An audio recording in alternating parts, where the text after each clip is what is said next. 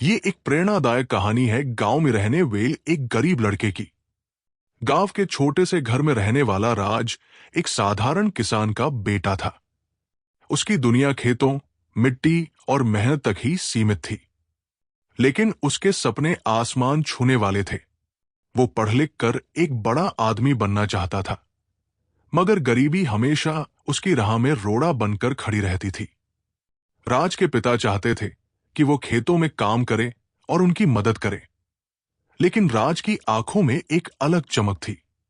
वो पढ़ाई में बहुत होशियार था और अपने अध्यापकों का प्रिय छात्र था। जब उसने गांव के स्कूल से अच्छे अंकों से परीक्षा पास की, तो उसने शहर जाकर आगे की पढ़ाई करने की इच्छा जताई।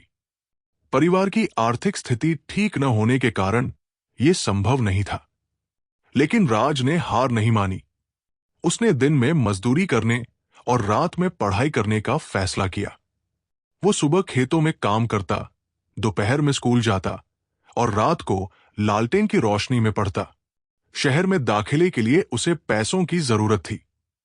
उसने गांव के एक सेठ के यहां काम करना शुरू किया और धीरे धीरे पैसे जुटाने लगा। लोगों ने उसका मजाक उड़ाया, कहा, गांव के गरीब लड़के कभी बड़े आदमी नहीं बन सकते। लेकिन राज ने इन बातों पर ध्यान नहीं दिया।